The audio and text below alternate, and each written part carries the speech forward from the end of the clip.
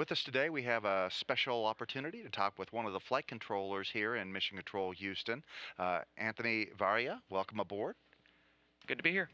And Anthony is one of the Spartan flight controllers. There have been some changes going on here in Mission Control with a few of the different console positions changing, in particular in your area. Can you tell us a little bit about what Spartan stands for and what you do and how things have evolved here in Mission Control in your area?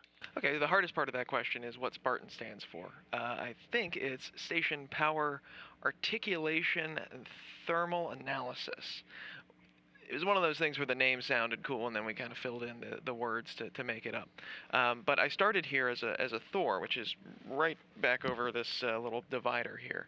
And I started here in 2007 after doing a co-op tour at Kennedy Space Center working on solid rocket booster. So I was straight out of college when I started here. And Thor takes care of all the external thermal as well as the internal thermal, ammonia, cooling, everything that, heaters and pumps, things like that.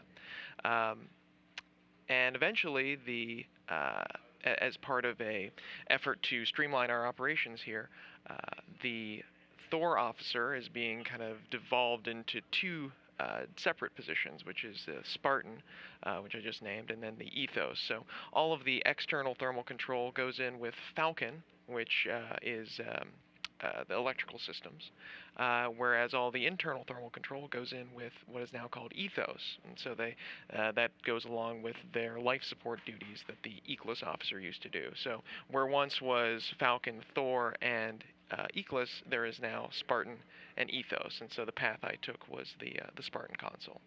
Um, Generally, we are in charge at Spartan of all the electrical systems, just like Falcon used to be. Big rotating joints, all the 8 solar arrays, and now we've got the external thermal control system on top of that.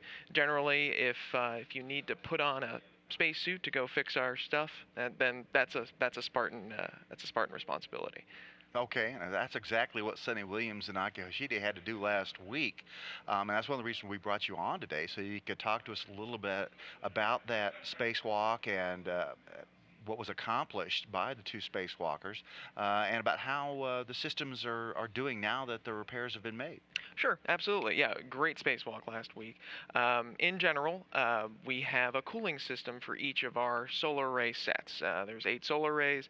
Each of them has a cooling system because they feed batteries. And as you know from operating a cellular phone, batteries get hot when they start discharging. So we have to keep those batteries cool to keep the lights on and everything running on station. We noticed about sometime middle this year that a very small leak on the 2 Bravo power channel, this is one of our very core power channels, powers a lot of important stuff. We knew we had a little leak there. That leak got a lot bigger this summer. And so we decided, the ISS program decided it was a good idea to go ahead and send our great crew out there who are very familiar with EVAs. This is their 3rd EVA that they did last week. Send them out, fix it, and the way we are going about this is the purpose of last week was to reroute the cooling from the radiator we normally use for the 2B channel to a different radiator. And the reason for that is one of the big threats, one of the big reasons why something like a cooling system in space might spring a leak is if a micrometeoroid hit it. Now, there are 2 main parts of a PVTCS, photovoltaic thermal control system. One's a big long radiator, and one's a little pump. And there's some other tubes in between there that actually cool some stuff, but that's buried underneath some of the other components. Now, if you're going to pick which of those 2 pieces is most likely to have a hole in it, it's probably the 45-foot long radiator sticking out into space.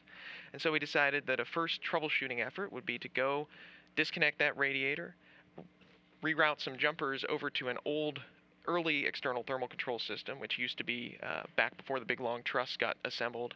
That was our main cooling system. This is the PVTCS right there. And what that shows is the different little components, including the early ammonia servicer jumpers, and that's what actually we use to reroute the cooling to the old external system. The fluid disconnect coupling, which is how we disconnected the radiator from the rest of the system. Of course, we had to shut the system off to do this. And then you see the photovoltaic radiator, the PVR, and that's what we actually think is leaking. Where this is located is way out on the end of the truss, next to it's on P6, the furthest out on the port side. We sent the crew out there to that big long radiator, disconnected it, and deployed a different radiator, an old radiator from the old early external thermal control system. Here's the video of that happening. And so those commands were sent by my backroom, a guy named Dave Crook, and his compatriot Rami Alioubi, who were both key to our support of this EVA. And so this was a big team effort from Spartan. We're really proud of the way it came out, because we haven't sent these radiator commands in years. If I sit in a car for longer than 6 hours, my legs hurt. And here's a radiator that had been bunched up for 6 years and deployed just like it was new. And the reason we had this radiator is because that P6 truss was the first solar array generation system we had on the station, right? Absolutely. Yeah, for a while that's all we had, and so that's where we ran a small ammonia system to cool the U.S. lab, and now we've got the big external thermal control system, what we call the ETCS, as opposed to the early external thermal control system, which is a much bigger system. And so now that we don't need that early system, it was just sitting out there, had ammonia in it, but it wasn't running. Well, the parts still worked on it, as we showed with the radiator, so we had this handy spare radiator that we could hook into, and all it took was these commands to deploy that radiator, in addition to all of the configurations and all of the standard planning that goes into an EVA like what we did last week. System's working great. We're real happy with how I mean, for doing that level of reconfiguration of a system that's flying around at 17,500 miles per hour, and for it to go as smoothly as it did last week, is a real testament to all the planning that went in from the ground here, as well as to Sonny and Aki for doing a great job on the EVA. We're going to watch the system for the next couple of months, make sure that we're basically doing a leak check, a very long leak check, and see if we have isolated the leak to that radiator that we cut off. And if that's true, then we might be done. We'll just keep running through this new old radiator for the duration until we need to reconfigure. But system's working great. Now, people tend to think of space as being a really cold place. And so why would you need a radiator to get rid of extra heat in space?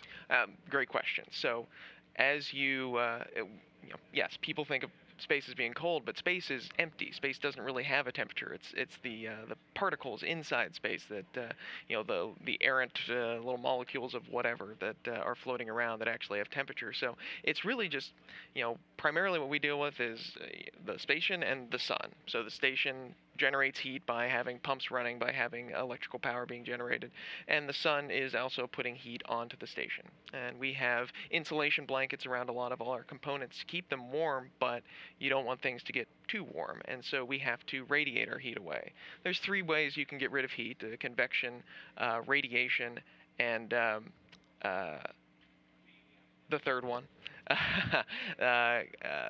And you don't have any other method of getting rid of heat when you have no working fluid around you other than radiation. So that's why you see these big radiators sticking off the side of the station. That's how we get rid of the excess heat. Okay, and inside those radiators is ammonia, right? That's correct, and that's the fluid that we were rerouting last week. Okay, and then inside the station there's another system that transfers that heat, and you've got a heat exchanger between the ammonia part and the one that's inside, and as I understand it, that one's kind of a water-based system, and that way if you get a leak inside, it's not harmful or poisonous to the crew, right? That's correct. We run water on the inside, ammonia on the outside, and we like to keep them in those respective places because ammonia, the ammonia we run is a very good coolant, but it is toxic to humans, so we keep it on the outside, and that's why you see people in spacesuits when they're working with it, or if you're working with it on the ground, certainly a lot of safety protection goes into play. And all of our connections, those quick disconnects that the spacewalkers use, they work really well this time around, and we didn't get a lot of contamination by this. That's true. We had just a few little flakes come off of the FQDC that we showed earlier, but that was expected. As you disconnect something, there's just a little pocket of ammonia there, but that was it. I mean, as far as a ammonia EVA, this was a very clean, and the crew did not have to worry about baking off the ammonia so that they didn't bring any inside. We were managed to be able to do that just by having them outside, and the sun will burn off the ammonia. Okay, and then your discipline has been really busy because not only were you working on this and working on EVA plans and deploying an old radio that hadn't been used for 6 years, but you had another significant power system issue that we thought we might have to do a second EVA for. We've had a rough couple of months. So You may remember EVA 18 and 19 earlier this fall, where Sonny and Aki went out and replaced our main bus switching unit, MBSU 1. And that MBSU had been acting up on us, so we decided it was a good idea to take it out and replace it. When we took it out, we couldn't get it back in because of a stuck bolt. And so for about 6 days, we had cut off access to two of our power channels, 1A and 1B. And those power channels were working fine, but we had no pathway to get the power to us. Now we can do smart things on the ground by rerouting power, and we actually maintain what we call copper path. We have the ability to turn on anything we want on the station when something like that happens. It just is a resource hit. You know, our power resource officers are trained to distribute the load so that we don't have a brownout or something like that, because we want to make sure that everybody can turn on their payloads and can keep all the critical systems running. So we fixed that, but in the middle of that, while those two power channels were unavailable, another power channel went down, 3 alpha, and that one had a short. So there was a point at which we were down to 5 out of 8 power channels, but we could still turn anything on. Since then, we of course replaced the MBSU on EVA 19. Sonny and Aki did a great job there as well. And then with the short, whatever caused the short, it was a very large short. It was an 800 amp short, they're thinking. So whatever might cause that probably vaporized when it had all that current going through it. So the engineers looked at it. We decided it was safe to turn things back on. We gave it a shot, and sure enough, it's been running fine ever since we turned it back on. Well, that's great news. So power systems are back stable now, and you're just monitoring the results of this leak to make sure that you don't have another leak with this reroute. Absolutely. Yeah, we've got 8 good power channels, and we're keeping an eye on 2B to make sure that we don't lose any more fluid from it and see where that leak might be. Great. Well, Anthony, let's talk a little bit about you, just so folks understand that it takes people from everywhere around this country and the world, for that matter, to operate the International Space Station. Tell us a little about where you're from and where you went to school and what you studied to get here. Sure. Well, I'm from Pittsburgh, actually, just outside of Pittsburgh, a place called Monroeville. Do they have power there now? They do have power there now. Yes, absolutely. Yes, as people in the Northeast would know, it's not good when you start losing power systems. And so, I went to school in Florida at Embry-Riddle Aeronautical University and got a degree in engineering physics. It's kind of a degree in space physics. I was always interested in space from an early age, and my mom and dad really encouraged that, bought me a bunch of space books and things like that. And so once I figured out that this was a job, working in this room was something that was attainable, something that is not, you can, this is the kind of job you can actually do straight out of college if you have a good science and engineering background. And so once I found that out, I was doing what I can to get here. I'm very happy that I am here because I started here, as I said, in 2007, and have been really happy doing flight control ever since. Well, Anthony, so thank you so much for coming on today and help us understand a little bit more about the power systems on the station and how that EVA went, and the remaining work done that we have to do to make sure that the leak is isolated and everything's going to continue to work well. We really appreciate you coming on. We hope you come back and tell us some more good news when we get a chance to finish the analysis of all this. But thanks very much for coming in today. It's my pleasure. It's really nice to have a chance to talk about all the good work we're doing right down the line there. That one of my compatriots sitting on console right now.